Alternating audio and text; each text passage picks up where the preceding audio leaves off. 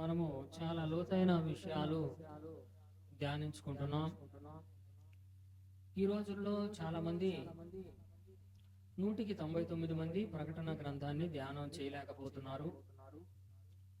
వివరించే సేవకులు కూడా చాలా చాలా దేశం మొత్తం మీద ఒక 5-10 మంది ఉండి ఉండొచ్చు. ఎక్కడన్నా ప్రకటన గ్రంథం చెబుదామంటే వినేవాళ్ళు ఆశ ఉంది కానీ భయం ఎక్కువ అంట. ఈ మధ్య ఒకరిద్దరు నాతో సంభాషిస్తూ మాట్లాడుతూ, అయ్యో అవి వింటుంటే మాకు చాలా భయం వేస్తుందండి, మీరు రోజు ఫోన్లో ప్రకటన గ్రంథం వాక్యాలు చెప్తున్నారు. ఎందుకండి భయము అంటే, అంత్యకాలంలో వచ్చే ఆ క్రూర మృగాలు మానవుల్ని చంపేస్తాయి, 3వ భాగం కాల్చేస్తాయి. అవి వింటుంటే భయం అండి అన్నాను. వింటుంటేనే భయం అయితే రేపు తీర్పు దినాన తీసుకెళ్లి దేవుడు అగ్ని ఆరదు వాని పురుగు చావదాని అగ్నిగుండం లేస్తారు. అప్పుడెంత భయపడాలి? ఈ 9వ అధ్యాయంలో భూమధ్యలో ఉన్నటువంటి సముద్రము, ఆ భూమధ్య సముద్రపు మధ్య భాగంలో అగాధ పాతాళానికి దారి. అయితే ఈ భూమి యొక్క అగాధములో నుండి కాలుచున్న పాతాళపు అగ్ని కోపములో నుండి ఒక గొప్ప ఆవిరి,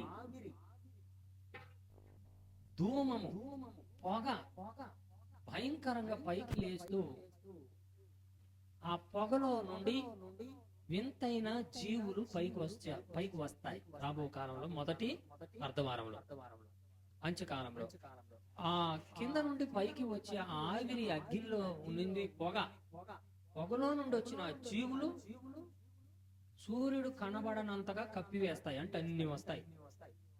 ఆ జీవికి తలపైన బంగారపు కిరీటం, ఆడమనిషి ముఖము అంటే మీసాలు గెడ్డం లేకుండా, ఆడమనిషి తల వెంట్రుకలు లాంటి తలపైన వెంట్రుకలు, సింహపు కోరలు, కుక్కకు ఇటుపండ్లు 4 పళ్ళు పెద్దగా ఉంటాయి, సింహానికి అలాగే ఉంటాయి, పులికి కూడా ఆటికి అలాంటి పళ్ళు ఉంటాయి. మనిషి ముఖం, స్త్రీల తల వెంట్రుకలు, బాడీ మీద ఐరన్ బాడీ, మెత్తగా ఉండదు, ఇనప మైమరువులు, తోక తేలుకొండిలాగా గట్టిగా ఉండే కొండెం, అవి రెక్కలతో ఎగురుతుంటే యుద్ధానికి వెళుతున్న రథాల యొక్క సౌండ్ అంట, శబ్దం. ఆ తోకతో మనుషులు కుడితే 5 నెలల దాకా ఓ ఓ ఓ అని వాళ్ళు ఏడుస్తారు. ఏడుపు పళ్ళు కొరగడం తప్ప ఆకలి, అన్నం తినే అంత ఆకలి కూడా ఇక లేని పరిస్థితి. గోల, అగాధ కోపం నుండి వచ్చే కోట్లాది జీవులు ఇవి. అయితే ఇవి చెట్లుకి గడ్డికి ఏమాత్రం హాని చేయవు. ఇవి అర్ధవారం ప్రారంభం అవ్వగానే మొదటి అర్ధవారంలోనే ఇవి కూడా ప్రారంభం అవుతాయి.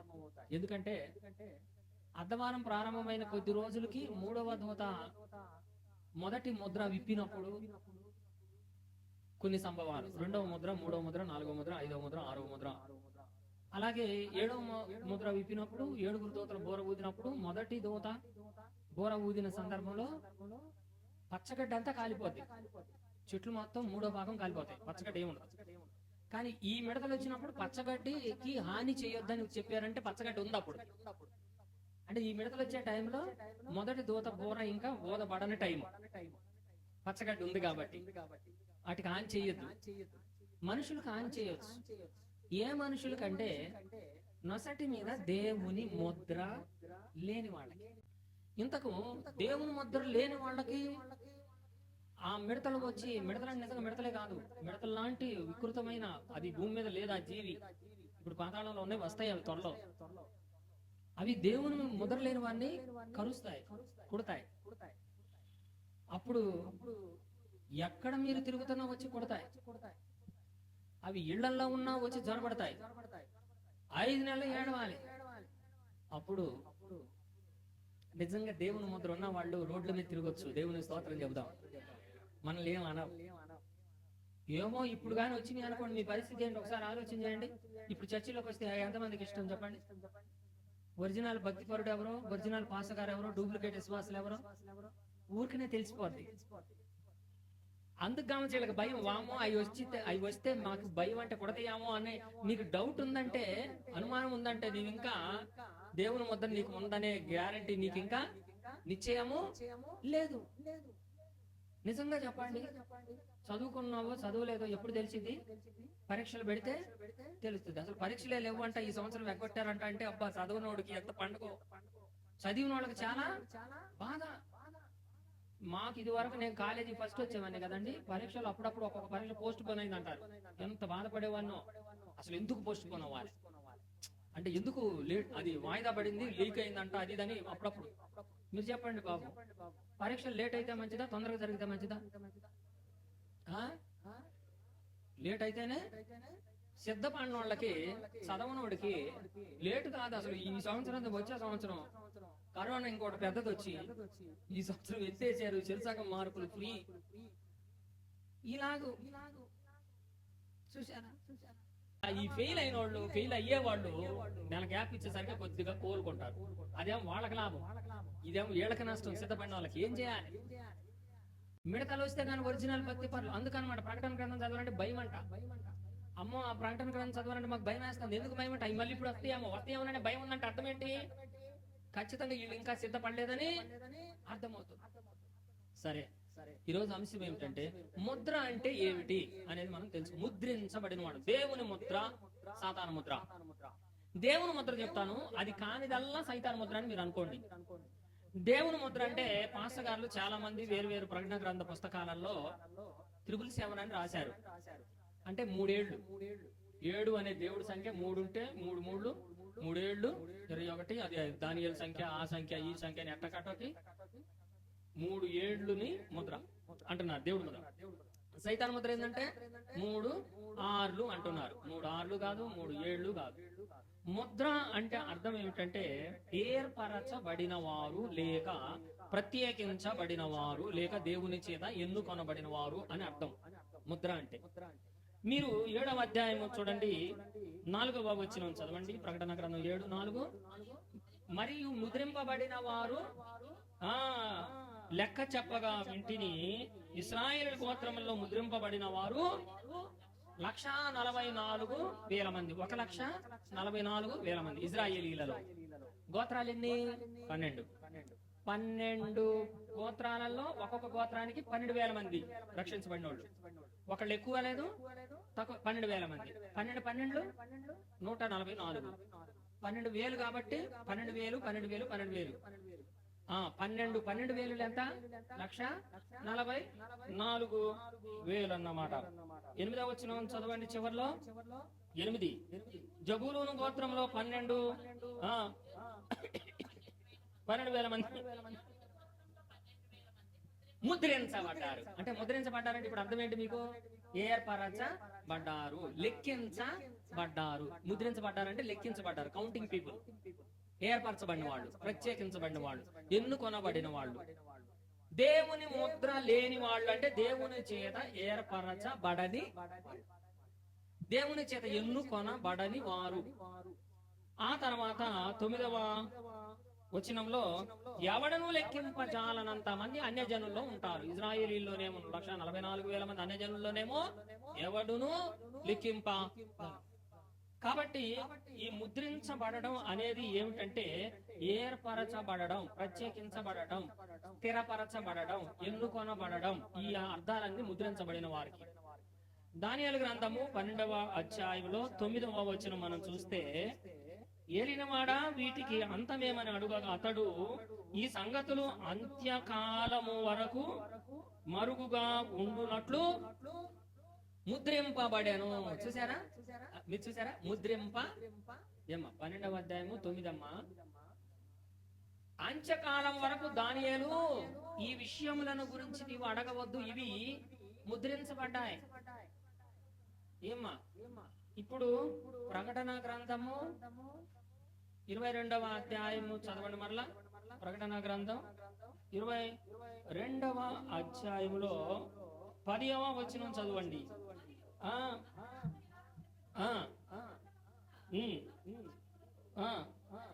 ముద్ర వేయవలదు. కాలం వచ్చేసింది ఇప్పుడు. దానియేలు కాలంలోనే ముద్ర వెయ్యి, అవి మీకు ఇప్పుడు అవసరం లేదు. అనగా యేసు ప్రభు వారు పుట్టలేదు, సిలువ వేయబడలేదు, మరలా కొంత అపోస్తలిక కాలం జరగానో లేదు.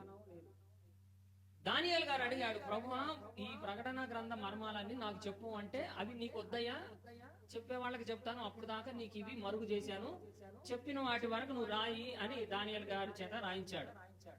ప్రకటన గ్రంథం అర్థం అవ్వాలంటే మనకి దానియేలు గ్రంథం నీడ, అది అర్థమైతేనే ఇది అర్థం అవుతుంది. ప్రకటన గ్రంథం, దానియేలు గ్రంథం అర్థమైతేనే మళ్ళీ ప్రకటన గ్రంథం అర్థం అవుతుంది, లేకపోతే అర్థం కాదు. ఇవి రెండు జంట గ్రంథాలు. ఇటు పేరేంటి చెప్పండి? జంట గ్రంథాలు.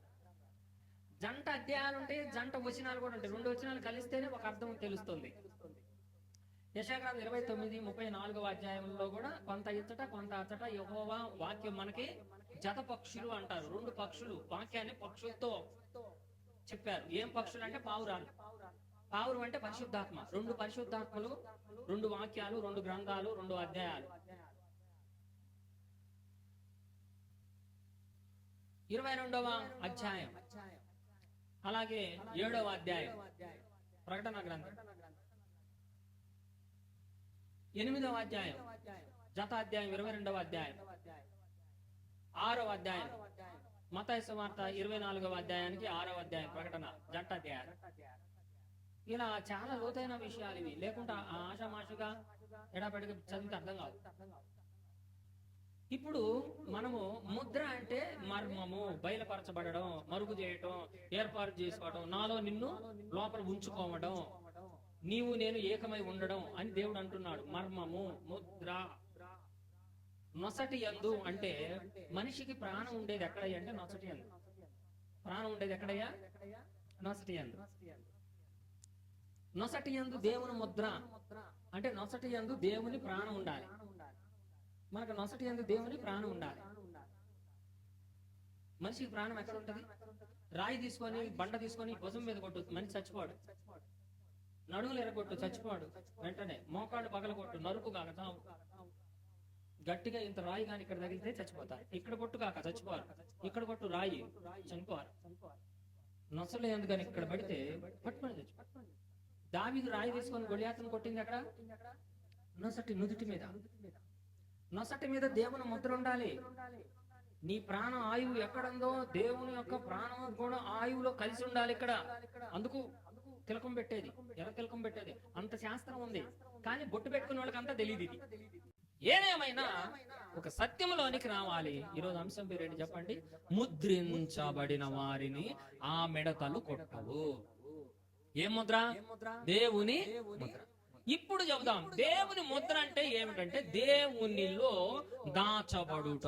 ముద్రించబడడం అంటే దేవునిలో దాచబడుట. ఎవరైతే దేవునిలో దాచబడ్డారో వారి మీదికి ఆ మిడతలు వచ్చి దాడి చేయవు, కొట్టవు. ఈ దేవునిలో దాచబడిన వారి లక్షణాలు ఏమిటో చూద్దాం. లక్షణాలు ఏమిటంటే, దేవునిలో దాచబడటం అనగా పోయిన 2 వారాల కిందట ప్రకటన గ్రంథము 17వ అధ్యాయము 14వ వచనం చదవండి. ప్రకటన గ్రంథము 17వ అధ్యాయము 14 చదవండి. మీరు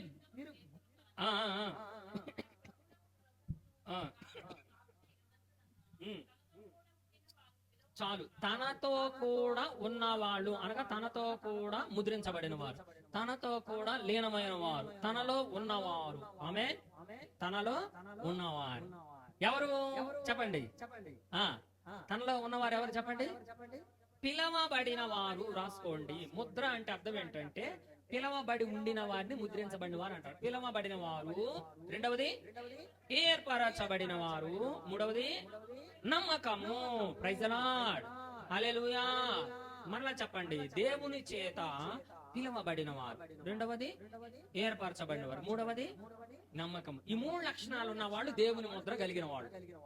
ఈ 3 దేవుని చేత కలిగి ఉండడమే కానీ మన సొంతగా కలిగించుకోవడానికి ప్రయాసలు, పూజలు, భద్రతలు ఏమి లేవండి. దీనికి అసలు ఏమి లేవండి ఇక్కడ. ఇది కుక్క పిల్ల పుట్టింది, నువ్వెందుకు ఎట్టున్నావంటే దానికి జవాబు లేదు. పిల్లి పుట్టింది, దాని పక్కన పిల్లి నువ్వు ఎట్టేందుకున్నావంటే జవాబు ఏమి లేదు. సింహం ఉంది పక్కన, ఏ సింహం నువ్వు ఎట్టేందుకు పుట్టావంటే అక్కడ జవాబే ఎట్టేందుకంటే ఏం చేస్తా? ఏ సింహమా నువ్వు గడ్డి తినవేంది, కూరగాయలు తినవేంటి, మాంసం తిని పక్కదాన్ని చంపుతావు ఎందుకంటే అది నా లక్షణం, నా ఆహారం, నా బుద్ధి, నా స్వభావం. మేక నువ్వు మాంసం తినరాదా, నువ్వేంటి గడ్డి తింటున్నావు, కాయలు తింటున్నావు అంటే మే అంటది, నీకెందుకు పోరా అని. సరే కుక్క పిల్లి ఉంది, మీరెందుకు గడ్డి తిన్నారు అంటే అవి వాటి లక్షణం. కాబట్టి ప్రియులారా, మనం ఎట్లా పుట్టామో దేవుణ్ణిలో ఎలా ఎక్కడికి వచ్చారో మీరు నాకైతే తెలియదు. దేవుని వాక్య సారాంశ సర్వ సత్యం కొరకు ఎవరైతే ఏర్పరచబడ్డారో ఆ ఏర్పరచబడిన వాళ్ళని ఎవరు ఆపలేరు, వాళ్ళు కూడా ఆపుకోలేరు. దేవునికి స్తోత్రం కలుగునగాక. ఏర్పరచబడిన వారి లక్షణాలు ఏమిటంటే వారికి స్వాభావికంగా పులికున్న లక్షణాలు, స్వాభావికంగా పిల్లి, స్వాభావికంగా మేక, గొర్రె, స్వాభావికంగా పంది. నువ్వు బురదలోకి పోవద్దమ్మని రాజుగారు పుట్టిన దగ్గర నుంచి పన్నీరు స్నానం చేపించి రోజు బంగారపు వేసేవాడంట, ముఖానికి లిప్టిక్లు పూసేవాడంట. పందికి అసలు ఎక్కువ లిప్టిక్ పూయాలి పందికైతే. మరి బంగారపు గొలుసులు అన్ని వేసి అసలు దాన్ని టింగురంగ పుల్లిగా ఏం చేశాడు అన్ని చేసి, నా పంది చూడండి ఎంత బంగారు పంది అని బంగారం చేసి ఊర్లో ఊరేగించిన రోజు ఊరు బయటకు తీసుకెళ్తే అక్కడంట గమ ఊరు బయటకు వచ్చిన మురుగుడాసనంతా దీనికి తగిలిందంట. అటు ఇటు బెత్తర చూపులు చూపి ఎగిరి దాంట్లో దూకి దాంట్లోకి పోయి హాయిగా ఈ బంగారం అంతా మట్టి బురదై. రాజుగారు అంటున్నాడంట, ఎన్నాళ్ళు నేను దీన్ని ఎందుకు ఇలా పెంచానో తెలుసా, నేను పిచ్చోండి కాదు బాబు.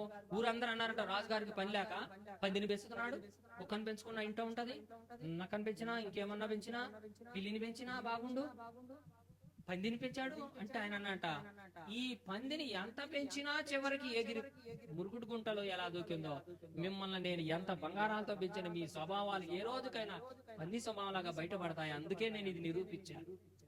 రాజుగారు ఒక భక్తుడు ఒక పాట రాశారండి. పందివాలే పొర్లినా నన్ను, కుక్కవాలే తిరిగిన నన్ను, ప్రేమతో చేర్చుకుంటివి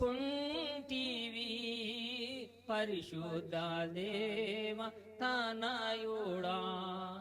నీ రక్తమే నన్ను శుద్ధీకరించు, నీ రక్తమే నా బాలము, నీ రక్తమే నా బాలం. హల్లెలూయా.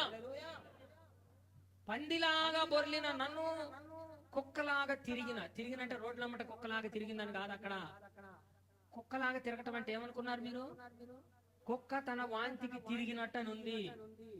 పేతురు గారు రాసిన పత్రిక 3వ అధ్యాయంలో కుక్క తన వాంతికి తిరిగింది, పంది బురదలో దొర్లింది. ఈ జంతువులలో కక్కి మళ్ళా తిరిగి తినే జంతువు ఒకటే, అది కుక్క. ఏ జంతువైనా వాంతులు వస్తే తిరిగి మళ్ళా మనుషులు గాని పశువులు గాని ఏవి కూడా కక్కినాయంటే ఇంకా తినవు. కుక్క మాత్రం అమ్మా 20 సార్లు కక్కినా సరే మొత్తం కలిసి నేను ఓపికతో తింటానని కూర్చో. అలాంటి వదిలిన పాపాలను చేసేవాళ్ళు కక్కినది తినిన కుక్కతో సమానమని పేతురు గారు చెబుతున్నారమ్మా. కానీ ఇక్కడ ఒక విషయం అండి, పందికి సంతోషం బురదలో ఉంటే గొర్రె కూడా అప్పుడప్పుడు పొలాల్లో బురదలో పడిద్దండి నడిచేటప్పుడు గొర్రె కూడా. కానీ గొర్రెకు పందికి ఏంటో తెలుసా? పంది బురదలో పడ్డ హాయిగా ఎండిపోయే కలితే దుఃఖపడేదబ్బా ఎండుతుందబ్బా అని. గొర్రెకు ఎప్పుడు తొందరగా ఎండాలా అని చూసుకొని మీరు ఎప్పుడన్నా గొర్రెకి బురద పూచి చూడండి, ఆ గోడకు రుద్దుకోను, ఈ గోడకు రుద్దుకోను, ఆ చెట్టుకు రుద్దుకోను, అది బొయ్యిన దాకా దానికి నెమ్మదే. మనము కూడా గొర్రెలమయ్యి ఏర్పరచబడి దేవుని ముద్ర కలిగిన వాళ్ళమైతే ఏదన్నా పొరపాటు పాపంలో నువ్వు పడి సన్నిధికి దూరం అయితే అది కడుక్కున్నా దాకా మీకు నెమ్మది ఉండదండి. మీరు దేవుని చేత పిలవబడి ఏర్పరచబడి ప్రత్యేకించబడి నా నమ్మకస్తులైతే మందిరములకు ఒక వారం మానినా కానీ మీకు నెమ్మది ఉండదు. దేవునికి కొంచెం దూరమైనా మీకు నెమ్మది ఉండదు. మళ్ళీ వచ్చి దేవుని సన్నిధికి వచ్చి కన్నీరు కారుస్తారు. ఎందుకో తెలుసా? మీరు దేవుని చేత ముద్రించబడి దేవుని ముద్ర పొందిన వాళ్ళు. ఈ లక్షణం ఎవరికైతే ఉందో వారిని ఈ మిడతలు ఏమి చెయ్యవు. Praise the Lord. ఈ లక్షణం మీలో ఎంతమంది ఉందో మీకు ఇప్పటికే తెలుసు. ఒక వారం మాని ఉండొచ్చు, 2 వారాలు ఆగి ఉండొచ్చు, భర్త గారు ఇంట్లో పెట్టిన కష్టాలను బట్టి దూరం అవ్వచ్చు, ఇంట్లో ఉన్న పరిస్థితులను బట్టి ఆగిపోవచ్చు, ఛార్జీకి డబ్బులు లేకపోవచ్చు. లేకపోయినా కుమిలి కుమిలి కుమిలి కుమిలి ఇద్దరు స్నేహితులు అంట. మా తాతయ్య గారు చెప్పేవాళ్ళు, నాకు బాగా గుర్తొస్తుంది.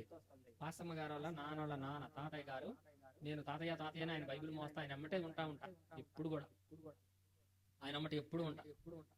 అదృష్టం ఏంటంటే ఒక ఆదివారం పూట ఆ తాతయ్య గారు చనిపోయారు. ప్రభు దగ్గరికి వెళ్ళింది ఆదివారం. అది కూడా నేను వాక్యం చెప్పేటప్పుడు, ఆయన బ్రతికొండగానే నన్ను వాక్యం చెప్పేటట్టుకు చూడాలనండి. ఆదివారం నేను వాక్యం చెబుతా ఉన్నాను. మంచం అప్పటికి చాన్నాళ్ళు మంచంలో ఉన్నాడు కనుక మందిరంలో అలా మధ్యలో వేశారు. ముగింపు ప్రార్థన చేద్దాం అంటా ఉన్నాను. ఇంకా మా అమ్మగారు పెద్దగా ఏడ్చింది, అయ్యా ఊపిరిపోయిందయ్యా.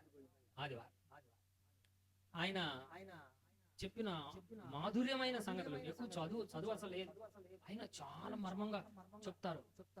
చదువు లేకపోవచ్చు కానీ దేవుని చదువు ఉంది ఆయన. లోక విద్య కాదు, పరమ విద్య. ఇద్దరు స్నేహితులంట రోజు చేపలు పోయి అమ్ముకొచ్చుకుంటారట పట్టుకొని.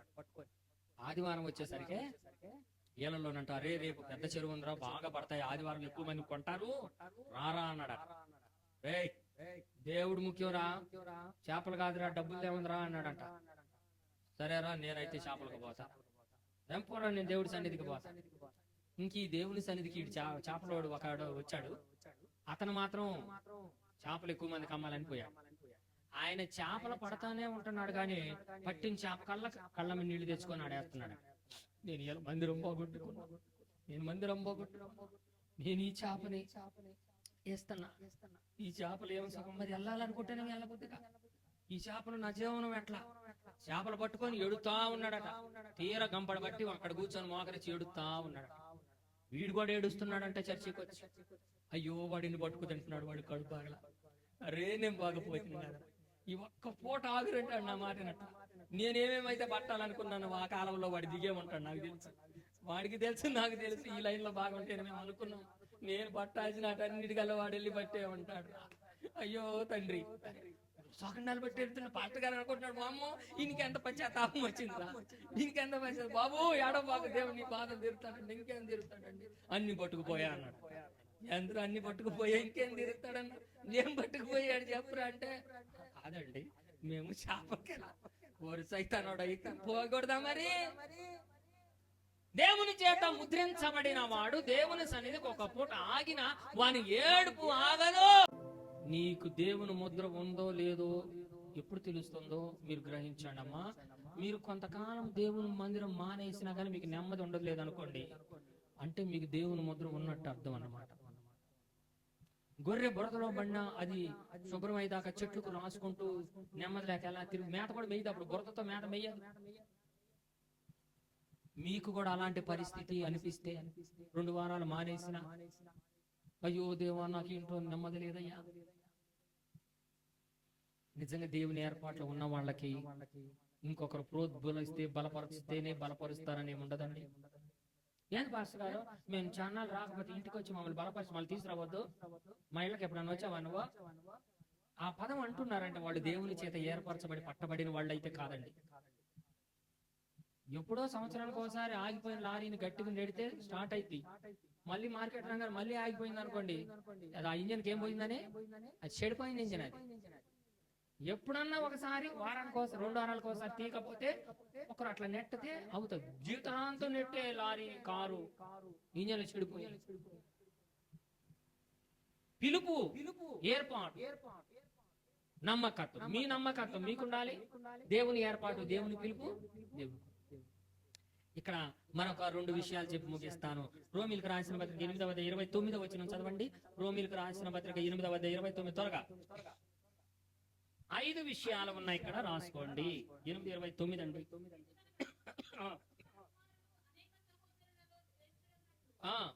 దేవుడు ఎవరిని ముందు ఎరిగి ఉన్నాడో అనగా దేవుడు మనలను ముందుగానే ఎరిగి ఉండుట. రాసుకోండి, ఎరిగి ఉండుట.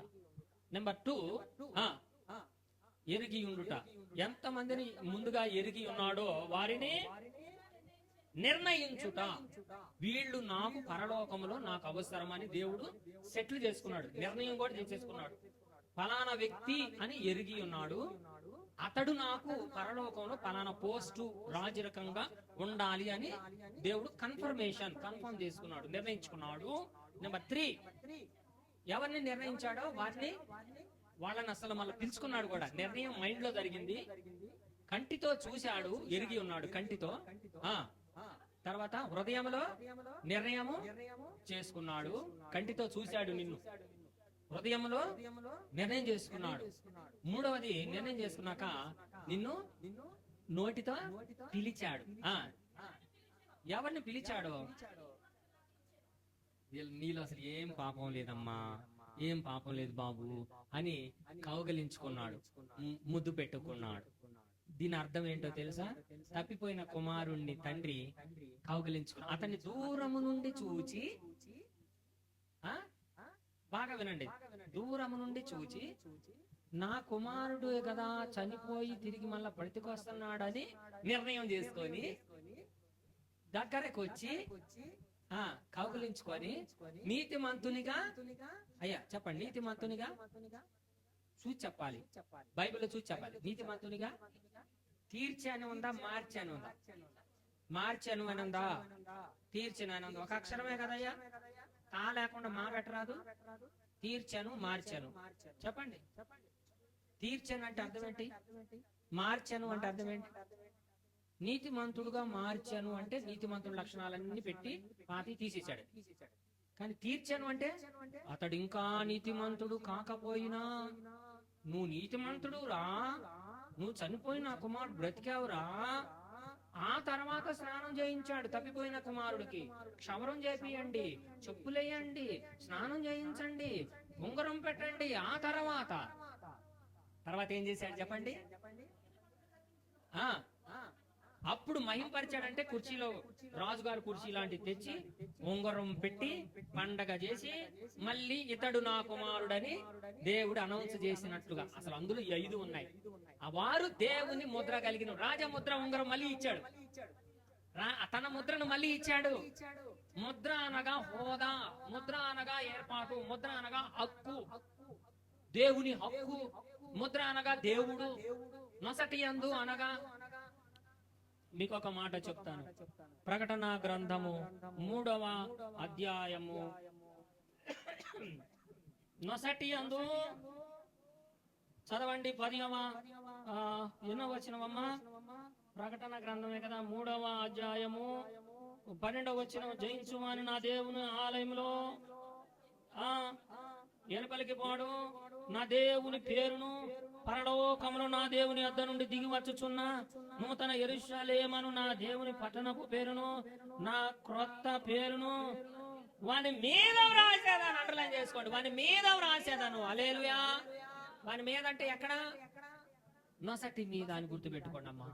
దేవుని చేత ముద్రించబడి ఏర్పాటు చేయబడిన వారిని మిడతలు కొట్టవు. 9వ అధ్యాయంలోని తేలు వంటి కొండెము కలిగి, స్త్రీల తల వెంట్రుకలు కలిగి, ఆడ మనిషి ముఖ రూపము కలిగిన ఆ మిడతలు రెక్కలు, ఇనుప కవచములు కలిగిన, సింహపు కోరలు కలిగి, తల వెంట్రుకలు బంగారు కిరీటము కలిగిన ఆ మిడతలు వస్తే కానీ ఒరిజినల్ క్రిస్టియన్స్, ఒరిజినల్ పాస్టర్లు ఎవరో తేలిపోతాయి. అవి ఎవరిని కుట్టవు అంటే దేవుని పిలుపు, ఏర్పాటు, దేవునికి నమ్మకం. తర్వాత ఇందాక రోమాపత్రికలో 5 ఏమున్నాయి చెప్పండి? 5 ఏంటవి? దేవుడు ఎరుగుట, పిలుచుట, ఏర్పరచుకొనుట, తర్వాత నీతిమంతులుగా తీర్చుట, మహిమ పరుచుట. లాస్ట్ కి వీళ్ళందరి నొసటిన మళ్ళీ ఏం రాస్తాడంట? దేవుని ప్రకటన గ్రంథం 3:12 సంగతి చెప్పండి. క్రొత్త పేరు వాని మీద. ఎక్కడ మీద? వారి మీద అంటే ఎక్కడ? నొసటి మీద రాస్తాడు. యెహోవా అనే పేరు ఇక్కడ రాస్తాడు. ఆది అంతం లేని వారని ఇక్కడ రాస్తాడు. ఈ స్థాయిలో ఉండే భక్తులు మనం పాపాలు చేస్తామా? ఈ స్థాయిలో ఉండే భక్తులు ప్రతి ఆదివారం ప్రభు బలను పోగొట్టుకుంటావా?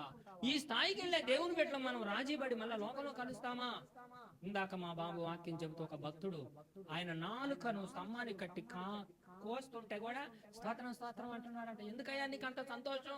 నిన్ను ఇప్పుడు అందరం కోసుకొని తింటాం కదంటే, మీరు నన్ను కోసుకొని తింటారు కానీ నా విశ్వాసాన్ని, నా నమ్మకాన్ని, నా ప్రార్థన, నా భక్తి, నా సమర్పణను మీరు కొయ్యలేరుగా అన్నాడట. చప్పట్లు కొట్టి స్తోత్రం చెప్పండి. నా శరీరాన్ని చంపగలరేమో, నా మనస్సును మార్చలేరుగా, నా మనస్సును మార్చలేరుగా. గ్రహం స్టేయిన్ వాళ్ళిద్దరు కుమారులను జీపులో పెట్టి చుట్టూరు పెట్రోలు, మంటలు, కాగడాలు, గంట దాకా కాలవలేదు వాళ్ళని లోపల పెట్టి అరిపించి ఏడిపించి భయపెట్టారు. తండ్రిని గట్టిగా పట్టుకున్నారు. గంట దాకా వాళ్ళు కాలవలేదంట, హింసించారంట. ఇదిగో చూడండి, ఇదిగో చూడండి, ఇదిగో. ఒకడేమో రాడ్లు పెట్టి ఆ కారును కొట్టడం, డమా డమా శబ్దాలు, భయపెట్టి భయపెట్టి భయపెట్టి భయంలోనే ప్రాణాలు పోవాల్సింది. అప్పటికి కూడా పోవాలా. ఆయన ఒకటే అన్నాడట, Jesus is my saviour, Jesus is my Lord అంటున్నాడట. పిల్లలు ఏడుస్తున్నారు, డాడీ డాడీ అంటే మీరు కూడా అనండి, జీసస్ ఈజ్ అవర్ సేవియర్. వాళ్ళు ఒక్కసారిగా కానవలేదయ్యా, నిద్రపోతుంటే కాల్చిపోలేదయ్యా. వాళ్ళని లేపి ఈ రోజుకైనా జీసస్ ని మీరు చెప్పించి బయటకు రండి, మేము మిమ్మల్ని రక్షిస్తాము, మిమ్మల్ని ఏం చంపమని కూడా అన్నారు. ఏపోండి, జీసస్ ఈజ్ మై సేవియర్. ఎందుకు అలా అనగలిగారంటే వాళ్ళు దేవుని చేత ముద్ర వేయబడిన వాళ్ళు కదా, వాళ్ళకి ఇంకా అది తప్ప వేరే మాట రాదు. ప్రకటన గ్రంథం మీకు ఎందుకు నచ్చలేదని నేను అడిగితే నేను చెప్పే వాక్యానికి కొందరు ఇచ్చిన జవాబు ఏమిటో, ఆ జూదులు భయం ఎత్తుంది.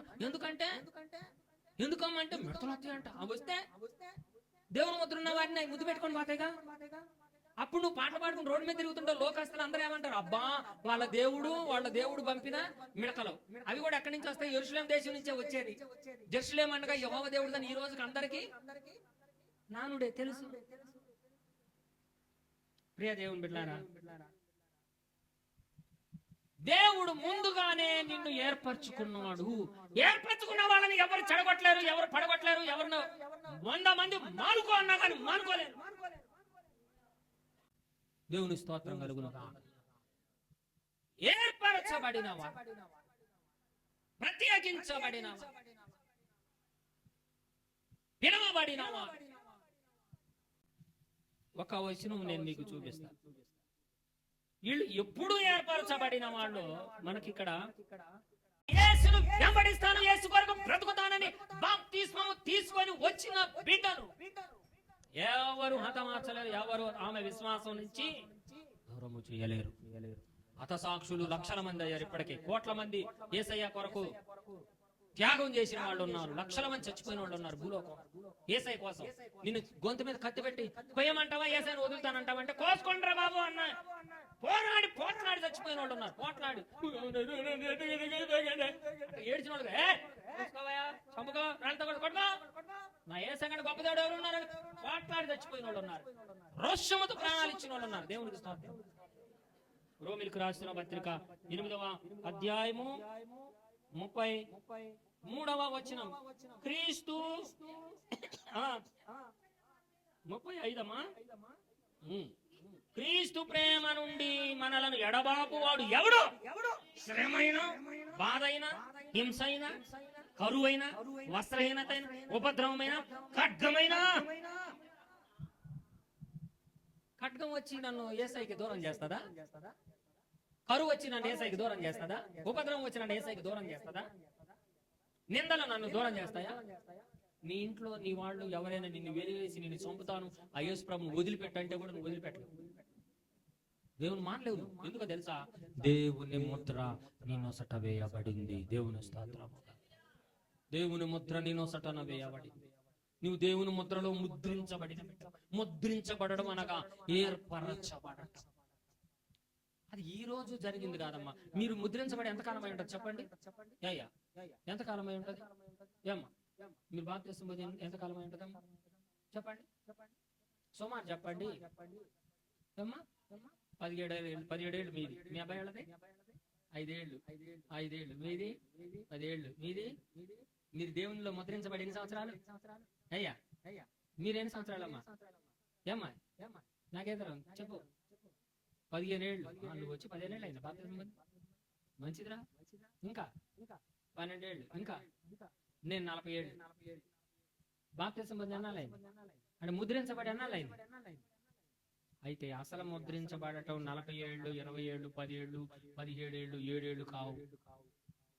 మీరు అనుకుంటున్నారు నేను బాప్తిసం పొందిన ఇన్ని సంవత్సరాల నుంచి దేవునిలో ముద్రించబడ్డాను అనుకుంటున్నాను.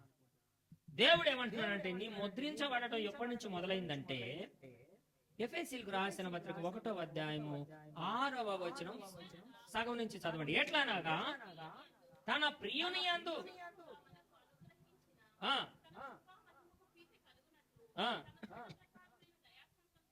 దయా సంకల్పం, దేవుని చిత్త ప్రకారమైన దయా సంకల్పము చొప్పున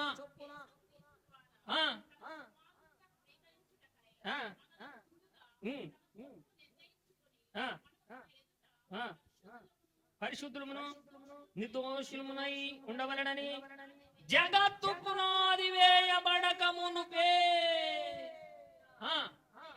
ప్రేమ చేత ఆయన క్రీస్తులో మనల్ని ఏర్పరచుకొని, దేవుని స్తోత్రం కలుగును గాక. బొట్టులో బొట్టు కలిసిపోయింది.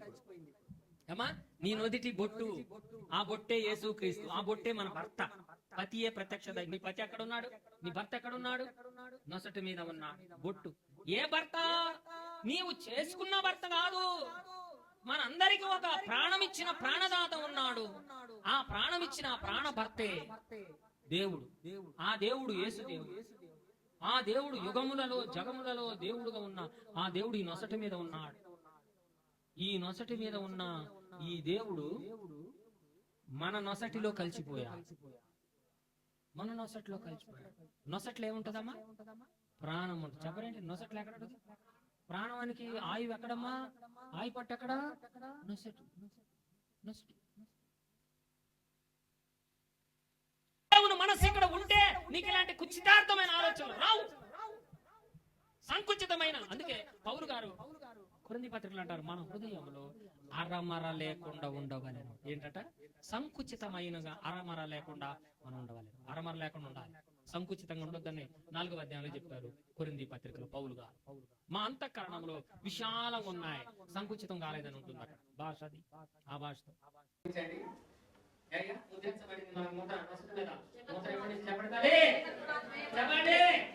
నువ్వు ఇప్పుడు పెట్టవు కాదు, నువ్వు మన వాక్య సుమారు చెప్పినా నువ్వు ఇప్పుడు పెట్టవు కాదు. అందుకనే మీరు మాట్లాడమన్నా మాట్లాడలేనమ్మా. 10 మంది మిమ్మల్ని ఎంటర్ చేసిన మీరు రాలేకుండా ఉండలేమమ్మా. ఎన్ని శ్రమలు కానీ మీరు రాకుండా ఉండలేమమ్మా. నువ్వే పంచబడిన పెట్టవు కాబట్టి కష్టాలు వస్తావని ఎన్ని తరం, ఎన్ని అవమానం, ఎన్ని కష్టాలు, ఎన్ని మీరు వస్తారు. వచనం చదువుతాను వినండి. 6వ అధ్యాయము 67వ వచనం చదవండి. యోహాను సువార్త 6వ అధ్యాయము 67వ వచనం చదవండి త్వరగా. 6:67. యేసు ప్రభు వారి శిష్యులు 500 మంది నా శరీరం నిండా రక్తం త్రాగేవాడి నిత్య జీవానికి వారసులు అన్నందుకు 55వ వచనంలో అన్నందుకు శిష్యులు అక్కడ వెళ్ళిపోతే 500 మంది వెళ్ళిపోతే యేసు ప్రభు వారు 12 మంది శిష్యులను చూసి అన్నాడు, కాబట్టి యేసు మీరు కూడా వెళ్ళిపోవాలని ఉన్నారా? వెళ్తారా? 500 మంది వెళ్ళిపోయారు, మీరు కూడా వెళ్ళిపోతారా అంటే వాళ్ళు ఏమన్నారు? పేతురు గారు ఏమన్నారు? సీమోను పేతురు, ప్రభువా ఎవరి దగ్గరికి వెళ్ళమంటావయ్యా? నీవే నిత్య జీవము మాట్లాడగలిగిన వాడవు, నీవే దేవుని పరిశుద్ధుడావు, విశ్వసించి ఎరిగి ఉన్న మేము ఎరిగి ఉండి వచ్చామే కానీ ఒకడు పిలిస్తే వచ్చినారు కాదు. బట్టి వచ్చిన వాళ్ళం కాము. ఎరిగి ఉండి వచ్చిన వాడు యెహోవాని రుచి చూచి ఎరిగి ఉన్నారా? 37వ కీర్తనలో 34లో యెహోవాని రుచి చూచి ఎరిగి ఉన్నామని ఎవరు ఆపలేరు. ఖడ్గం ఆపలేదు, శాపం ఆపలేదు, నిందలు ఆపలేవు, దెబ్బలు ఆపలేవు, కొల్లు ఆపలేదు, మతం ఆపలేదు. నిన్ను దేవుడు ఏర్పాటు చేస్తున్నాడమ్మా, నిన్నెవరు ఆపలేదు. దేవుడు పిడవను ఇప్పుడు కాదు, ఈ పదవి ఇప్పుడు కాదు, ఇప్పుడు కాదు. భూమి పుట్టక ముందు ఆదాము లేనప్పుడే ఉన్నామని దేవుడు తెలుసు. ఎక్కడ ఉన్నావు? 39వ కీర్తన 139వ కీర్తన 15వ వచనంలో భూమి యొక్క అగాధ స్థానంలో విచిత్రంగా నీ ఆత్మలను దేవుడు తన నొసటి మీద ఉండే అంత పేరు నీ మీద రాశాడు. నువ్వు యెహోవాయే, దేవుడు యెహోవాయే. ఆది అంతం లేని దేవుని కుమారుడు కుమార్తెను మనల్ని ఎవరు ఆపలేదు. అప్పుడు యేసు ప్రభు పేతురు గారు ఏమన్నాడు ఒకసారి చదవటమా 68వ వచనంలో ఏమన్నాడు చెప్పండి. ఎవరి యొద్దకు వెళ్తాం ప్రభు, మేము నీవు నిత్య జీవ కుమారుడు దేవుని కుమారుడు అని మేము ఎరిగి ఉన్నాము, నీవే దేవుని పరిశుద్ధుడు అని ఎరిగి ఉన్నాము అంటే అప్పుడు దేవుడు ఏమన్నాడు చెప్పండి. అందుకు యేసు నేను మిమ్మల్ని అంటే నేను మీకు ముద్ర వేయలేదా? You are my own sons and daughters. నీవు నా శరీరంలో ఒక భాగాన్ని నేను స్టాంప్ వేసా, నేను ముద్ర వేసా. నువ్వు నా ముద్రమే, నా ముద్ర నీ మీద ఉంది. రేపు మిడత నిన్నేం చేయలేదు, మిడత నిన్ను కవ్వదు, కొట్టదు, నిన్ను అగ్ని ఏం చేయదు. నువ్వు తాగే నీళ్లు కూడా నువ్వు పట్టుకోగానే మధురం అయిపోతాయి, మారానీటికి మధురం అవుతాయి. లోకమంతా మంచి పత్రిక ఉండొచ్చు, దేవదూతల ద్వారా ఘోరమైన శబ్దం ద్వారా లోకమంతా పాడై ఉండొచ్చు, విశ్వపు నీళ్ళు అవ్వచ్చు. కానీ నువ్వు ఆ నీళ్ళను పట్టుకోగానే నీకేమవుతుందో తెలుసా? పట్టిందల్లా మధురంగా అయిపోతుంది. ఆ కాలం అసలండి నీ దగ్గర గిన్ని బియ్యము అంత పచ్చడి ఉంటే, అంత కూరగాయలు అంత నూనె అయ్యి అసలు అయితే 3.5 ఏళ్ళు తింటాము. చిన్న కొట్టుకు వెళ్ళాక మార్కెట్కి వెళ్ళాక నువ్వు దేవుడు ముద్ర కలిగిన పెట్టవి 3.5 ఏళ్ళు సమృద్ధిగా పోషిస్తాడు మిమ్మల్ని. దేవుడు పోషించినట్టు నేను పోషిస్తాడు. అప్పుడు పోషిస్తాడు, ఇప్పుడు పోషిస్తాడు, ఎప్పుడు పోషిస్తాడు. నువ్వు ఎప్పుడు కూడా దేవుడు ముద్ర కలిగిన పెట్టవి. అట్టి ముద్ర కలిగిన వాక్యం దేవుడు మనకు అనుగ్రహించిన ఈ బంధం ఇప్పటిదే కాదండి, భూమి పునాది వేయబడక ప్రకటన గ్రంథము అపోస్తుల కార్యముల గ్రంథము 17వ అధ్యాయము చూడండి ఒకసారి వచ్చి 34 అనుకుంటున్నా. 17వ అధ్యాయము 25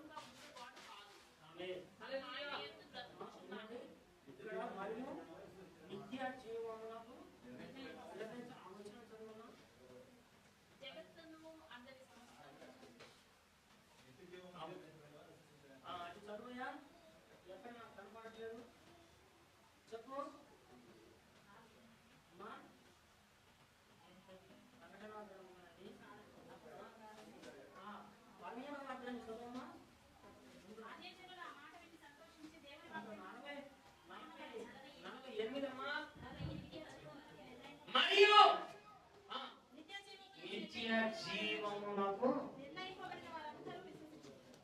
ఎవరట? పౌలు గారి వాక్యం మార్మల్స్ పొందినట్టు ఎవరట? అందరూ చెప్పాలి.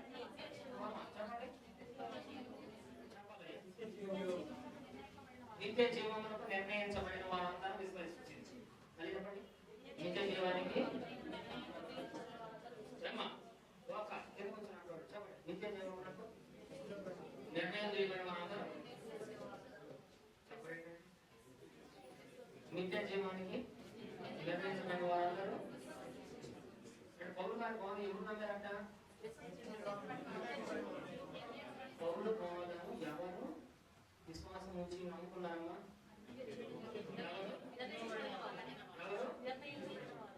చెప్పలేదండి.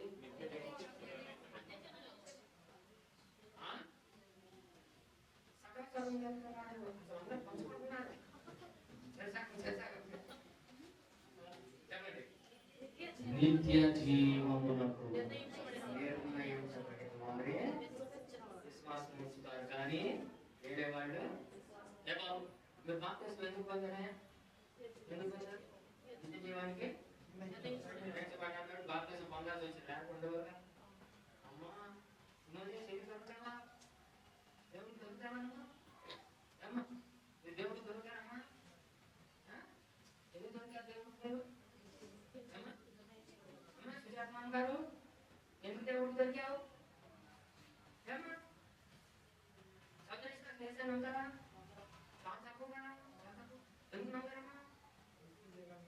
నిత్య జీవానికి నిర్ణయంలో ఉన్నవాళ్ళు. ఎప్పుడు నిర్ణయంలో ఉన్నారు? భూమికి పునాది వేయబడకుంటే దేవుడి వాళ్ళు దేవుడి ముద్రించబడినాడు. దేవుని స్తోత్రం గారు. నువ్వు సామాన్యులు కాదు, మనం సామాన్యులు. ఏలనాస్పదగా మీరు ఎడితే రాలేదు.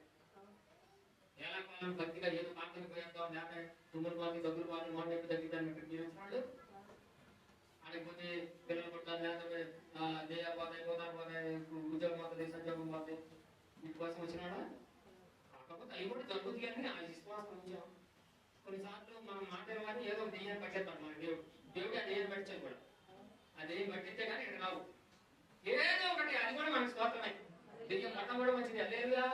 రావడం కూడా మంచిది, హల్లెలూయా. రావడం కూడా మంచిది, హల్లెలూయా. అది రాకపోతే దొరికేవాళ్ళం కాదు, హల్లెలూయా. ఏమైనా శరీరంగా కొద్దిగా మనం బలహీనపడినా దేవునికి దొరికాం కాబట్టి వచ్చాం కాబట్టి ముద్ర యొక్క విలువ